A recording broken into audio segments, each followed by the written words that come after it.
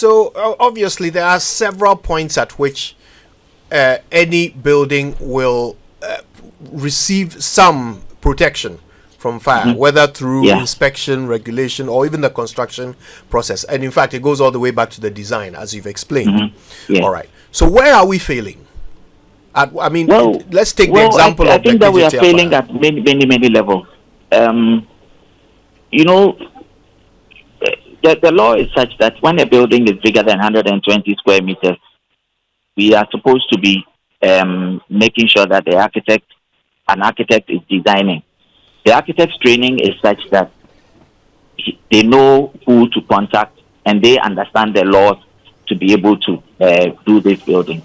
If in instances where a lot of people use draftsmen who are not competently trained to be able to handle these things, it becomes a problem.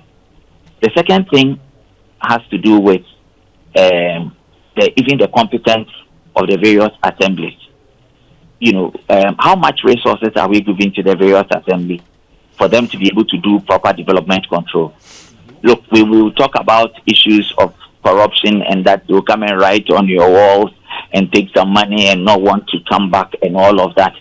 But whatever it is, the assemblies would have to be competent to be able to handle some of these things. Look, a lot of the assemblies don't even have competent engineers.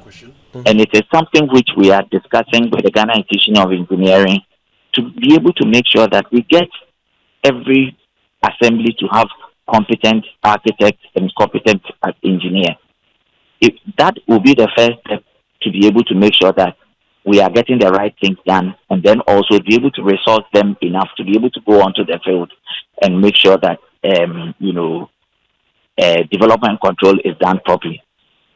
The other level which we are failing is that let's find out how much money we put into making sure that we have fire hydrants in various settlements. I mean, if there is fire at a doom, I'm not too sure whether even the fire hydrants have been audited to be able to check whether they are all competent. We have water in them, nobody breaks into it, and a whole lot of other things. Sometimes even the coupling, how to connect the fire hose to the fire hydrant, sometimes is vandalized. People steal and all of that. So it's a very convoluted thing. I think that we need to start looking at all these things properly.